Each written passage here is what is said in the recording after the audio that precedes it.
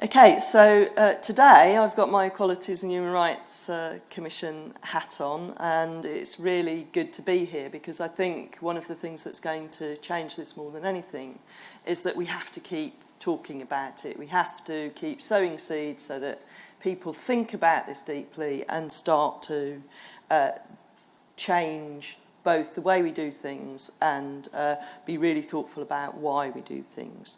So why is enhancing women's contribution to our economy so vital? Well, the scale is so enormous. Women make up very nearly now half of the UK workforce. They're around 47%. So there are probably now more women active in the workplace than there have ever been, about 15 million or so at any one time. There's also around another 72% of women who are looking for work or trying to change to secure a better role. Women are a very dynamic factor in the UK labour force. And as you heard earlier, they're also incredibly important now as breadwinners.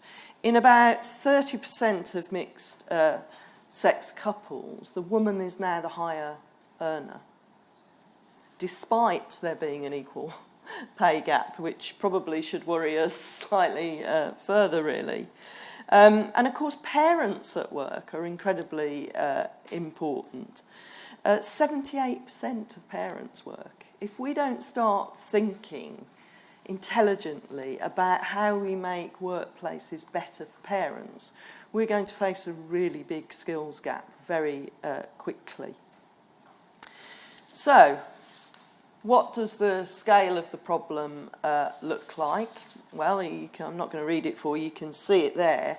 The sad thing is that there's actually been very little progress in reducing that gap since about 2012, really. What we have seen, a lot of it is due to the fact that male earnings dropped following the dip in the economy. So on the one hand, yay, good news, and on the other hand, actually, the bottom line factor isn't changing a great deal. One of the most worrying things is that, of course, the gaps aren't, we don't have a magic straight line.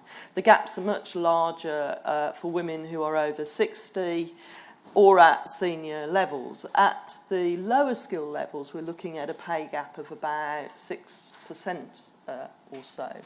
But it can be anything. We were doing some research at the EHRC amongst senior women, and the gaps were routinely over 30%. So we have a much broader and actually segmented problem than we might realise. But it's not always about a slowly widening gap through the course of employment. Starting pay is also a real issue. Law graduates, the gap on first starting can be as big as 28%. If you start at 28%, what chance for your future life course and your ability to catch up, particularly if you have a career break at some point. In medicine, the gap is about 9%. In education, it's about 4.5%. I could go on and on. We have a serious problem. Some of it is about occupational segregation, particularly when you look at law. Some of it is about the type of lawyer that women tend to become, where they're very much cause-driven, and the type of roles that men go into, which tend to be much more commercial and therefore attract a higher salaries. Interestingly, when questioned, 67% of women had no idea about the pay gaps between different jobs. So they had no idea that a job that they might be attracted to would over time earn a great deal less than another job that they perhaps hadn't even thought about. Now, over the years, I've been asked heaven knows how many times as a business person to make the business case for women. Well, quite frankly, as a business person, I can make a business case for anything. There's a wonderful business case for pollution or child labour or any of those things, but guess what? We know it's wrong. So first and foremost, let's just remember, it is not right that women are paid less to do the same job simply because they are women. Okay? So let's get that out on the table. So let's think about the business case. Well, if I think about women, over 50% of the global population, they're raising generally the next generation of employees and consumers and opinion formers. We know that where there are more women in a workforce, that workforce tends to be more creative. We know that additional creativity leads to additional profitability. And women make 70 to 80% of all purchasing decisions. What's the business case for men? Not so sure about that one. Apologies to the men in the room. But the point I'm really trying to make is, why do we need to make a business case for something that's absolutely so straightforward and so obvious? We have to stop worrying about proving something we already know and just get on with it. And in terms of those figures there, that £600 billion figure is enormous and eye-catching. When you talk to economists, they actually believe that at least 125 billion of that is instantly accessible if we start to get women more involved in our economy. So, given some of the challenges that we've faced as an economy, that's something that's got to be worth remembering. So what are the causes of the pay gap? The biggest driver, and you won't be surprised to hear really, that the pay gap for gender, ethnicity and disability groups all pretty well have the similar roots. The biggest driver is part-time working, and as Emma very powerfully said, we really do need to innovate to create quality part-time or actually compressed hours roles, and we need to really think about how we create the flexible working options that underpin those. One of the things that always struck me when I was at BT, and we had over 80% of our 100,000 plus workforce working flexibly in some form or another, was that at the lowest skill level, at the bottom of the earnings outcomes, people tended to go part-time, with an obvious impact on their earnings and on their pension contributions, etc., whilst at the top of the organisation, mainly men, but also some of the women, tend to adopt compressed hours. Nil impact on salary and pension and future life outcomes. We can't afford to continue to build hierarchy and take that hierarchy forward into forms of flexible working. We have to create options that work for everybody for whatever stage of life you are or whatever stage in your career you are. Another key factor is education. There is absolutely no doubt that less well-educated women face a particularly large pay disadvantage. Something in the order of in excess of 34% in some cases, but we found cases where it's between 34 and 17%. Female graduates, as we've heard, don't fare much better. You can actually start on a big pay gap. So we have to think about what we're doing in education. We know that women are, girls and young women are outperforming boys in many subjects. What's not happening is that they are not getting the same opportunities in terms of career considerations. At BT, we had a very well-established apprenticeship programme, and we worked really, really hard, including changing it from being called apprenticeship programme to Career Start to get more young women involved. When we interviewed them after they'd started, not one of them, not one, had anybody, any teacher, any careers advisor, any parent said to them, have you thought about an apprenticeship? All of the boys, every single one. So 0%, 100%. We need to have broader conversations about this, because herein the gap begins. Have to think about it more broadly in an end-to-end way. Where you live also matters. The gap in London is relatively small. The further away from London you go, in pretty much every direction, the gap broadens out. And there is definitely, I think we all knew this, didn't we? But there's definitely a relationship between who does the housework and the pay gap. Women that do the largest amount of the domestic chores tend to be in the lowest paid jobs.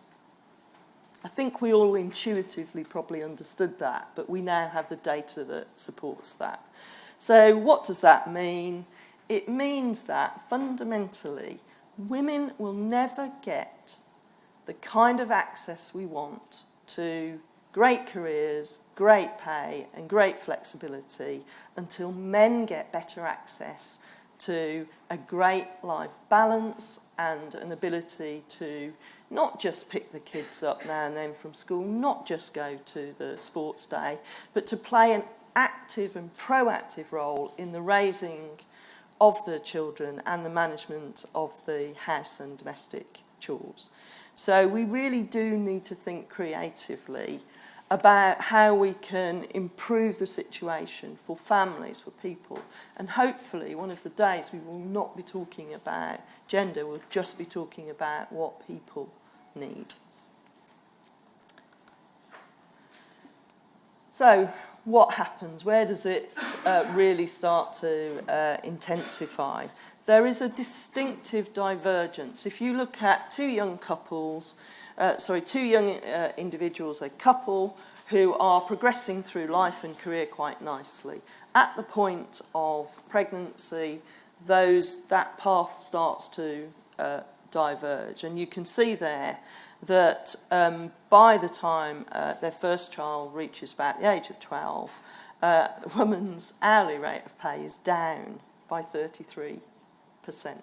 So there is a point there where you make a choice to earn up to a third less than your male counterpart. Interesting. So,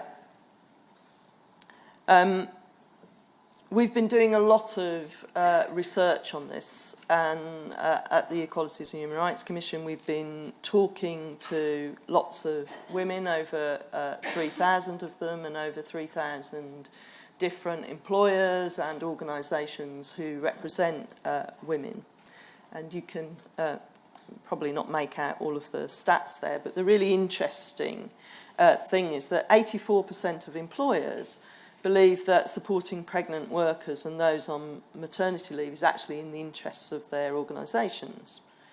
8 out of 10 employers agree that women and those returning from maternity leave are just as committed as the rest of their workforce. However, and you're actually going to hear some of these human stories later when Laura and Sophie speak, but what women told us was a completely different thing. 77%, 390,000 women said they had a negative or possibly discriminatory experience at work during their pregnancy, during their maternity leave, or when they returned. Just feel that for a moment. That means that everybody in this room knows at least one woman, and I bet if you were talking about it, you all probably know a lot more than that. How are we sitting here thinking that that's okay? So if there is one thing you do today, it's walk out that door determined to change that stat. What's even worse is that around 1 in 9 women, 1 in 9 mothers, or 11%, which is around 54,000 a year, are forced out of work. Yet less than 1% actually feel that they can go to an employment tribunal. Now, if you set aside the fact that you only have 3 months to register your complaint at a time when, you know, you've got rather more going on with a new baby and everything else, and the whole issue of tribunal fees, the real problem with that is if there is no holding to account of employers who do this badly, then we can't learn, we can't move forward. So there is a real issue with how we tackle that. And one of the things that we have done at the Equalities and Human Rights Commission, and you may see some of these leaflets out and about on your chairs or around, is to launch an initiative called Working Forward. Now, what Working Forward tries to do is to focus in on the 4 core areas where we really need action. No surprise, the first of those is leadership from the top. The second is training and supporting line managers, because over 70% of line managers expressed concern about how to deal with pregnancy, how to talk to women about maternity leave, whether they could or couldn't, which was really disappointing because women said, they won't talk to me. And managers going, oh, I don't think I'm allowed to talk to her. Let's just have some good conversations. That's the only thing that's ever changed the world. And I think it's really important here. Ensuring that you've got confident employees who actually know what their rights are and know what to expect. There's no good having great policies if they sit on the shelf. The implementation gap is every bit as important as the pay gap. And of course, promoting practices that are just great for everybody. The important thing about pregnancy and maternity discrimination is that what the evidence tells us, and lots of women talked about, yes, I went off, I had my maternity leave and I returned. But I missed out on the pay review. I didn't get my bonus. Suddenly I'm not in the talent pool anymore. I've dropped off the succession plan. So we know that this is important, not just because it's wrong, not just because it puts women at risk, but herein, discrimination at this point widens the pay gap and stops women progressing through organisations, and it certainly narrows the pipeline for those who get to the top. So Working Forward is hoping that we can work with some of our partner organisations. We've got a number of companies signed up, big names, organisations like Barclays, my old company, BT, Royal Mail, Ford, John Lewis, Mighty, organisations that are getting some of this right and are willing to share that. So if your organisation wants to learn about how to do this, well, just want some conversations with other like-minded people about some really practical steps you can take, then Working Forward is for you. As you'll find on the site lots of tips from our founding members. Some of the things that they say really make a difference are things like having somebody senior in your organisation, hopefully at maybe board level, who can really champion pregnancy and maternity, who can speak passionately about it, who can set expectations for what that experience will be like and how you manage return to work. Because it's still a truism. What the boss does gets copied. So if we have that leadership from the top, it's still powerful. Communicating your commitment to supporting women. And as I said before, there's no point having great policies if nobody knows that they're there, or if the culture prevents women and line managers from actively engaging with those policies and drawing them down. Lots of organisations are starting to think about setting targets for the retention of women in the workplace. And, you know, if we go back to a business case, it's such an incredible waste of talent, which costs British industry billions of pounds, to let women slip out of the workplace or to condemn them to having to take a nice little job locally because it's the only thing that gives them the flexibility they need, whilst wasting all of the education and training and ambition and energy and creativity that they could bring to a different role just given the opportunity. For employers to use the data that they have to hand to really understand what the barriers are, not just for women, but for those responsible for managing the situation, is incredibly important. And one example of that is BT, who, speaking to line managers, found that they were a little bit nervous about how to have a conversation. You know, you've got all the myths about, of course, every woman that's pregnant just, you know, can't string a coherent sentence together, will drop into floods of tears at the drop of a hat. You know, if this stuff isn't likely to make male managers nervous, what is? Let's face it.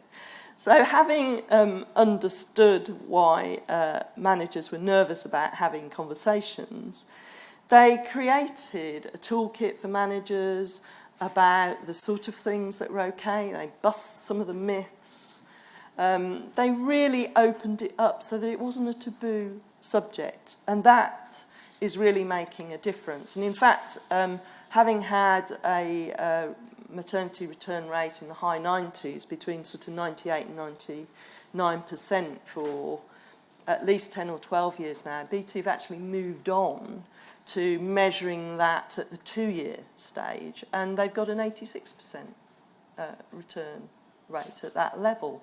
And what they tell us is it is genuinely about fostering good conversations before, during and after maternity leave. So, obviously, I would really like to encourage you to sign up to Working Forward. It's very, very simple. There's a pledge for employers because we really want to get some momentum. We want people to sign up and be proud that their brand is associated with this. We just ask you, don't have to be perfect. No employer out there is getting this absolutely right, but there's lots of good stuff to share. And it's about just saying, look, we're going to work on some of these things here and hopefully move our organisation forward.